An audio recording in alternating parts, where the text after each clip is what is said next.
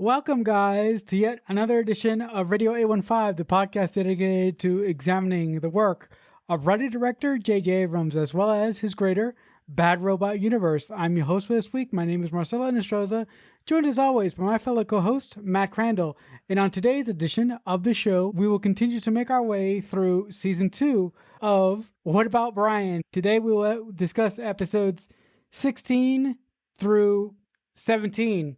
So the first episode up in that batch is the episode entitled, What About Strong Bedfellows? So, Matt, I have a question for you. Do you have my beanbag chair? I do, and let me just put some fresh beans in it. What the fuck? Who does that? Who does that? So here we are, strange bedfellows, and I'm just like, all right, the girls downstairs are becoming a real thing where we know Bridget and Brien ain't got long left. And we can see last week, the girls starting to like Brien, and here again, the girls are still liking Brien, and Brien is not paying attention to his girlfriend and not really making it work, and he's falling back into his old habits and traps. It might be past the 6-week mark, but they aren't going to get much further than that. So I like the addition of the new tenants because they're livening up the show a bit, but I'm getting frustrated that Bridget is being shown the door, and like we spent so long building her up and having her stand up for herself with Brian's friends, and now it's just like she's going to realize overnight that her and Brien aren't a good match and just fucking leave. So did you feel that kind of felt abrupt that, over the course of this episode, it's basically over between them for like hardly any reason at all? Oh, hell yeah. I definitely felt that. I mean, at this point, we saw the writing on the wall, but it is so frustrating seeing the second half of this second season, knowing that the show doesn't continue after this point. And like I've been saying for several weeks, the writers would have had to have known that their days were numbered. So why in the fucking hell are they being so inconsistent with Brian's relationship? I was so happy with all the character development that they gave to Brien through Bridget, and it, for some inexplicable reason, it's like they're throwing all that away and having Brien start from zero. What for? It makes no sense. Listen, even if they weren't being canceled, what they did with Brien in this season is building blocks for a potential next season. So I don't know what the hell they were thinking. At this point, I'm thinking that the writing staff was bipolar, because I'm like, it's like, oh, let's build this thing, and then all of a sudden it's like they got bored and they said, let's break it down, let's build something else, or let's try this. And I'm like, guys, you have to make a plan, and then you have to stick to that plan. It's called that's called execution. So I'm like, what the hell is going on here? For goodness fucking sake, what is happening here? I feel the exact same way, and I'm starting to wonder, like, it feels like episode to episode, they're just doing certain storylines on the fly, that stuff we have been building up gets thrown out and they change course. And that is seen with the Bridget stuff, where we spent so long dealing with Brian's dad, who then just disappeared overnight because they didn't want him on the show anymore. Brien and Bridget move in together, and then we realize that's not where we wanted to take the show, so we throw a wrench in it and break them up within 2 episodes. And then even in this episode, last week, Nicole flat out asked her nanny, "Are you gay?" And he laughed it off and they made out. And then she finds out in this episode, he is gay.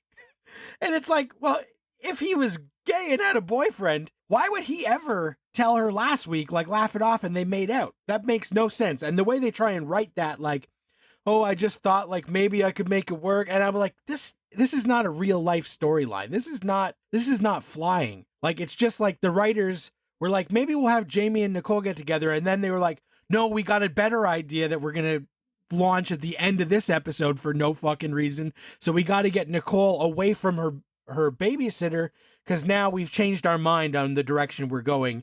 And so then all of a sudden they say, oh yeah, he is gay, and he just did that because he felt like it would be something to do, and they didn't feel anything.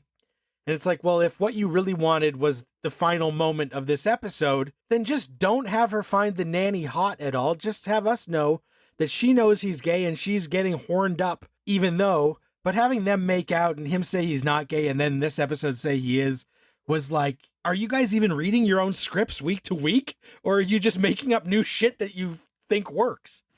Yeah, listen, the hot guy or the hot nanny being gay was really, really frustrating to me because when he was introduced, he played to me as straight. Look, I'm not, I'm not, my gay radar is not that great, but if they wanted to go down that direction with him, there are several different things that they could have planted in the scenes that he had with Nicole early on to indicate that there was a potential of that shoe being dropped. But like Matt said, they didn't do any of that. They just had Nicole be infatuated. They just had Nicole be infatuated with him.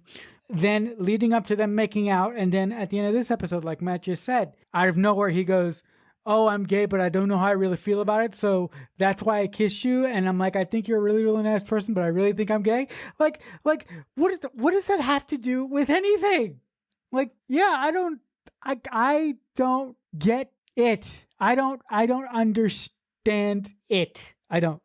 Yeah, again, I just feel like they were shooting the show and they thought they were going in one direction, and then when they started seeing dailies, they just decide they're going in another and like rewrote the series, and we'll never know, how all of this went down, or if it was just they're trying to find the right balance of drama and comedy and they just keep throwing darts and kind of missing, because yeah, that guy wasn't giving very many hints, and you just feel like, well, I think that would have come up or would have been more noticeable. Even like when he brought the Lost season 2 DVDs over, he would have been like, "Oh, wait till you see Sawyer in this season," like something that would have let us know, like, this is what this dude's into. And so the fact that it was all to make the ending more of a surprise, but I feel like they cheat a lot of times on this, where they start building the story and then they just swerve, and it doesn't feel like a natural earned swerve. It just feels like we fucked up. The network wants something else, so we got to change what we're doing. And again, part of that also goes to this whole Adam is going to be celibate until he makes partner. And 2 episodes ago, when that's a declaration that's made, it seems like that's going to be a big deal. And it's going to take a long time. But nope. 2 episodes later, he's fucking made partner overnight, even though he's been struggling at this job for years. And he's been passed over and passed over.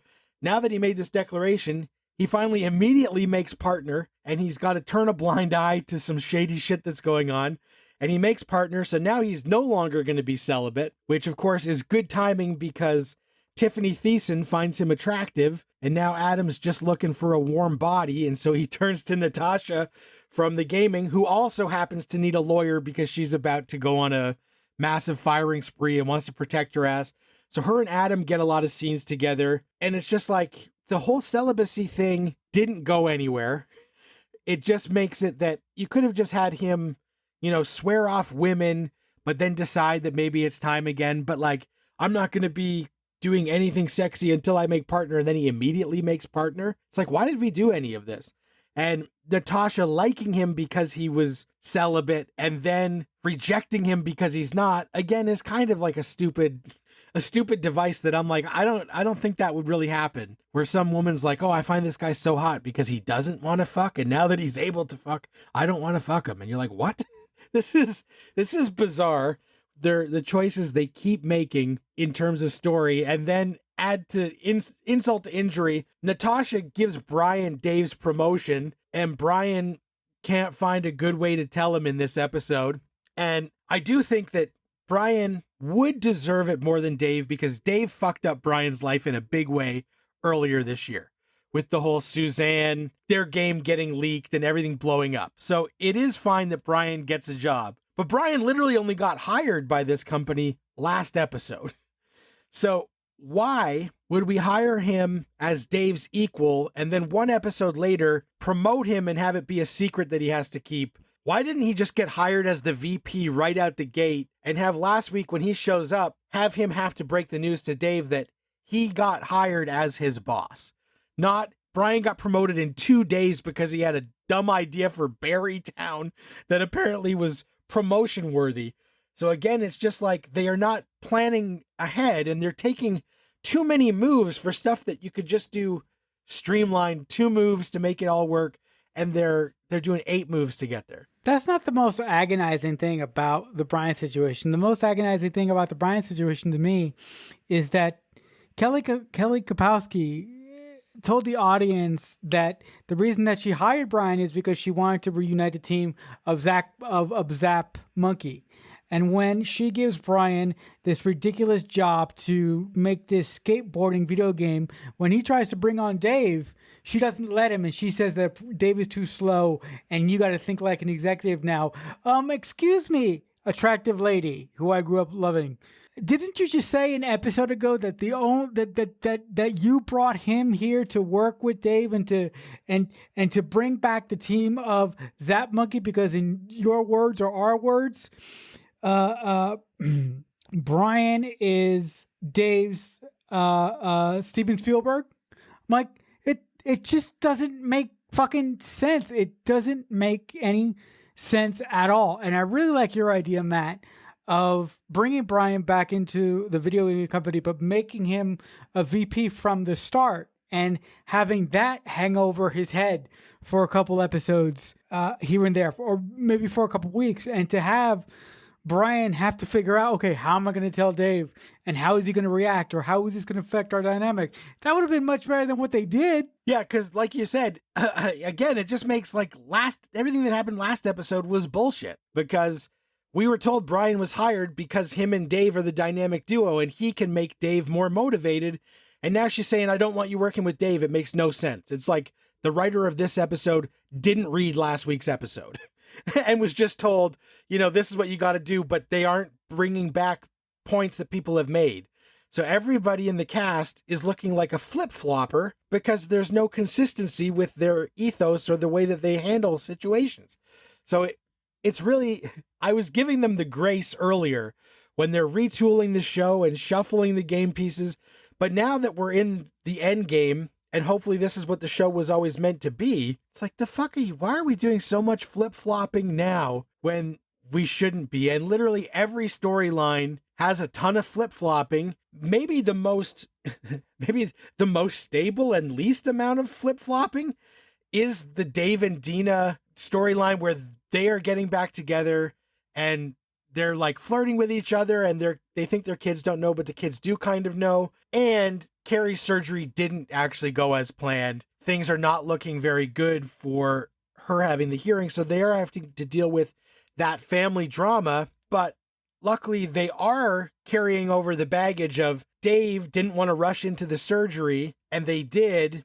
But now, instead of him doing the thing that we thought he would do, which is be like, I told you so, and be an asshole, he's actually showing grace and saying, you know what, Dina, we did make the right choice. Even if we rushed it, we had to try this if it was going to make Carrie's life better. So I like that hasn't felt as seesaw as everything else. And it's like, how is it happening that Dave and Dina are now the most stable people on here? This is bizarre. Yeah, look, the one thing I enjoyed about this episode is the way that Dave acted around Dina once Dina told him that she doesn't know how to handle this. She believes that it's her fault that her child can't hear. She believes that it's something that she did while she was pussyfooting around with Dave for who knows how many episodes. And I really like it how she is sort of, after we really understand her daughter's situation, after how she is sort of hesitant and saying, oh no, my child is going to hear, right? We're going to go to several doctors, and we're going to get different opinions from different doctors. And one of them is going to say that the cochlear implant worked. And I really like that sense of denial, because I really, really think that's a relatable thing to anybody who could be watching the show at this point. I don't know who was watching the show at this point back in the day, but that is a very relatable point from parents with kids with disabilities or issues. Parents always want to believe that their kids are going to be okay, even though they know in the back of their hearts and the back of their heads that it's not going to be that way. So I do appreciate that Dave was really supportive in this episode with that. But everything else in this fucking episode, I just fucking throw with the bathwater. And one quick word about Adam's storyline. I'm over his fuck. He could do the worst fucking thing next week and I wouldn't give a shit. Because his storyline is so fucking flip-floppy, like so tangled up that I just don't give a fucking, I don't care. Yeah, and throughout this episode, because he's horned up, Brien brings him along to try and see if Adam can hook up with one of the girls downstairs, Stacy Keebler, and it doesn't work out because she likes Brien, and this is kind of like an unbelievable, like, everybody can't be in love with Brien. Like, this is weird that both chicks downstairs are in love with Brien. And so it doesn't work out with them. And, by the end of it, Bridget is shown the door. And so we think maybe there'll be something with the other girl downstairs. But of course, Brien being oblivious idiot, that's maybe not where they're going to take it. But because Adam tries to get in there with Stephanie and things don't really work out, he then bounces around and the episode ends with us seeing that Nicole, who has been horned up because her hormones are on overdrive now that she's a new mother, has fucked Adam. And they're in bed together because he's no longer celibate. She is horned up and they got it on. And it's like, I don't believe this. I honestly don't believe this storyline. They've been friends too long. And it's unrealistic to me that Adam couldn't go to a bar and pick up any woman that he wanted because they got a guy who's too handsome for us to believe that, like, he's going to get turned down by everybody at the bar, and it wouldn't have been easier for him to find somebody that he doesn't have an extended relationship with. So it's like, this is going to cause so many issues, but knowing these writers, it probably won't. It'll probably 2 episodes from now, we'll pretend like it never happened. Yeah, look, when that moment happened and we find out who Adam broke his broke his promise for, I was like, just fucking shoot me now. Really? Come on. I couldn't believe it. I was like, okay, I've had it. Like, just, but on that note, we move on to the second episode that we're going to talk about this week. The episode is entitled, What About All That Glitters? So, Matt, do you like being visited by your certain family members? Usually I would say I probably do. And as we've seen in this show, where there's so many mommy and daddy issues across the board, especially, Brien having that bad relationship with his dad, Nicole having a bad relationship with her mom, and here comes Dina's mom, played by Meredith Baxter Birney, Elise Keaton from Family Ties, and a really prolific TV director now, shows up to throw a wrench and try and cool things down with Dave and Dina, who have been rekindling their relationship and getting things back to a good, healthy spot for a married couple. And here comes this Budinsky, who's going to try and derail the whole fucking thing. And I'm like, ugh, this is the last thing we need. But I was happy that, I love Family Ties. It's one of my shows I watched when I was a kid. And so the mom from Family Ties showing up as Dina's mom at least put a smile on my face, even if I mostly hated the storyline. Yeah, this storyline was nice, and after the last episode that was a complete car wreck and slow motion to me, I'm like, I kind of like this with Dave and Dina. Again, guys, the last episode emotionally traumatized me to no end, so that's why I'm saying I like this stuff with Dave and Dina now. But it was nice to see that these longtime friends have parents, because we haven't seen it. We haven't seen too many parents in this show of these main characters, and that has been one of the most interesting things to me. I mean, we did see Brien and Nicole's mother for like 30 seconds, and then she appeared, said hi, fucked off, and we're never going to see her again. So I did find that interesting, but I did like the relationship dynamics between Dina and her mom, and basically that she was sort of trying to protect Dina, but she overstepped. She was somewhat of a helicopter mom, maybe when Dina was younger, so that's why Dina feels so uncomfortable with her. She doesn't like to be judged by her mom. So those story points in particular really rang true with me, because at a point in my life, I was dealing with that from certain members of my family. So I really liked that aspect of this episode more than anything. Look, I knew it wasn't going to fucking go anywhere because, like Matt said, we're in the end game now, and this can't go anywhere. This can't go anywhere because we don't have any time left.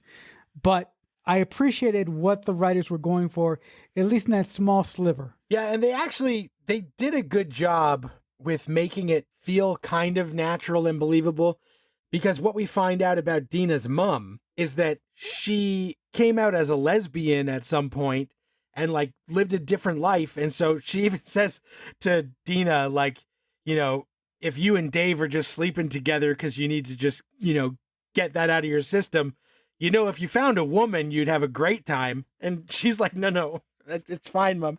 And so I thought it was interesting that, like, you know, if maybe she lived a different lifestyle, then she sees this as an opportunity for her daughter to maybe, you know, become who she was meant to be if this was a woman who hid her real self for a long time until she was comfortable. So I actually thought the way that they worked that in a very subtle way, like it wasn't heavy-handed, it didn't hit us over the head, it was done just enough that like that character felt like a believable character. And maybe she's trying to encourage this in her daughter, not because of anything actually going on with the daughter, but because she wished somebody had said to her, like, you can change your life if you want, maybe when she was growing up. So like, I actually thought that was handled really well. I completely missed that.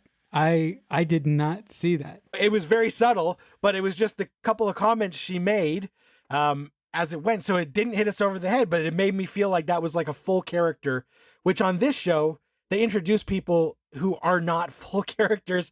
And even like this episode, we're trying to finally make Jimmy and Ivy interesting. And it's like, dudes, they have been on the show now for 18 episodes or whatever it is, 17 episodes. And now we're only going to start to give them a backstory.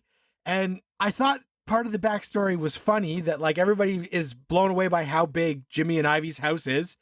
And they're like, what the hell? And then they go into Ivy's secret room where it's all this memorabilia because Ivy was like a kid on a Family Ties type TV show. And they're like, you were little whoever? And she was like, yeah. And I'm like, I don't know, if one of my new friends in my friend group was the star of an 80s sitcom, I feel like I would know. I feel like I would recognize them or feel like something was there.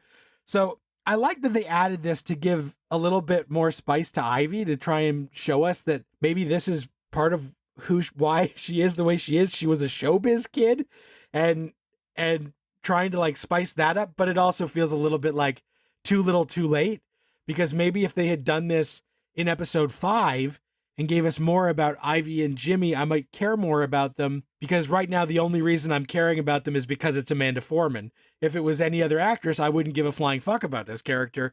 But this is like a thing where I'm like, give us this kind of like quirky information earlier to endear the character to us, so that then we can constantly have jokes about her old sitcom come back to haunt her. I think that would have been funny. Yeah, I couldn't agree with you more, because the fact that they're giving Ivy a really interesting backstory this late really, really frustrates me, because if they wanted to do that, they should have done that early on in the season, or hence when they first introduced Jimmy in the fucking basketball game, when Brien showed up and tried to get Adam to play basketball with him, and they had that very weird interaction with Jimmy on the court. If they wanted to do that, they should have played the long game with it. Do you know how much fun it would have been to see Amanda Foreman try and hide this shit from the group, and try to explain why she has such a blue collar kind of identity, but she doesn't have to worry about money. She's able to give the guys a free open tab whenever they go to the bar. How is that possible? That could have been made into a whole thing, but yeah, I'm just pissed. And you're right. The only reason that we like this, that they're finally giving Ivy and by extension Jimmy something to do, is because we care about Amanda Foreman. But if it was anybody else, I wouldn't give a fuck either. Yeah, it's too little too late. And it just seems like if they had sprinkled in this stuff earlier, we might care more about these characters and their storyline might be working better. And it also would have been funnier. You know, there's that secret room. We needed to tease out longer that like somebody's about to stumble into that room and, you know, steering them away, and even have hints about her past earlier, so that then when we find out what the past is, it'll hit harder. But again, we only got 3 episodes left. So like they're just throwing shit at the wall. Here's an idea. Why not take something from Damon's book? Why not have one of the main characters, whoever the fuck it is, go upstairs to the bathroom and find a room full of tapes or whatever and have them watch a tape for whatever fucking reason.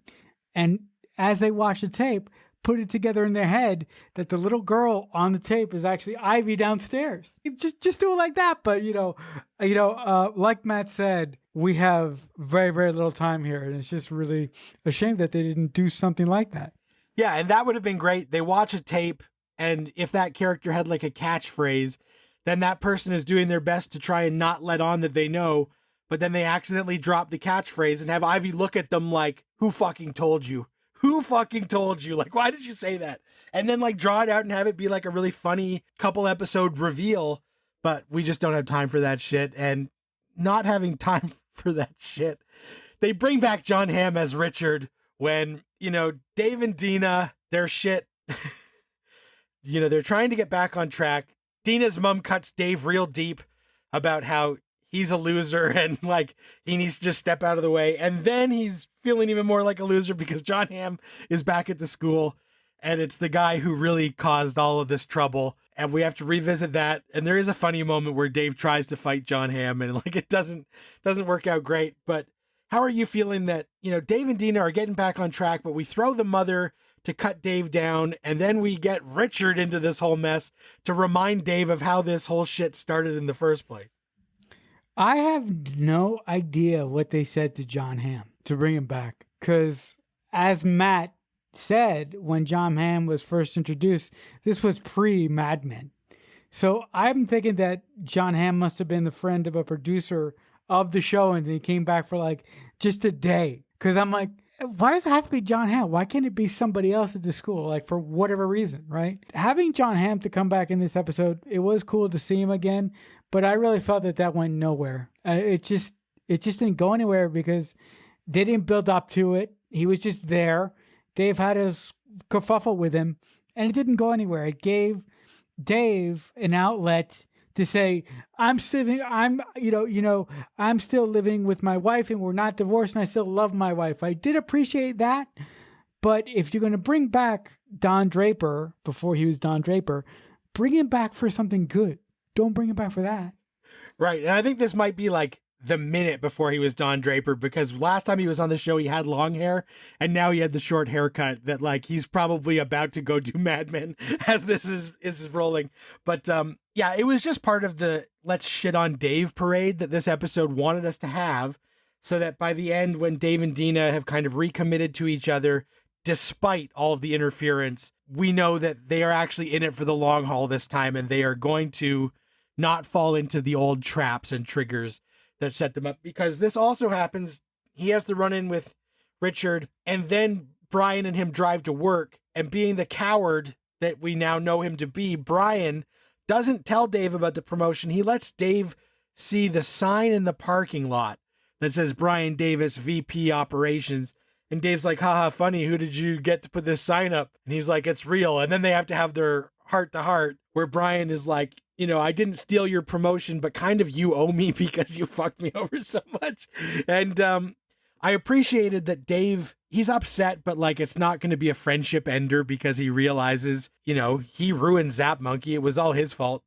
But just the fact that Brien this episode is so frustrating. He doesn't nut up and tell Dave until that moment when they drive into the parking lot. Julie wants to take him on a date to help him get over Bridget. We already know that she is fucking in love with Brien because she thought his stupid video game was cool, which is an impossibility in real life. And then him being completely idiotic agrees to go with Stephanie to her movie premiere on the same night that he was supposed to go out with Jessica Zor. And we're like, you fucking moron. Like, that the other girl, the one who you're eating ice cream with, is going to be the one for you. We all feel it. It's not going to be Stacy Keebler. And Brien goes to the premiere and they kiss and Julie sees it on TV, which really stretched credibility because guess what? Entertainment Tonight and Access Hollywood shit don't cover independent movie premieres.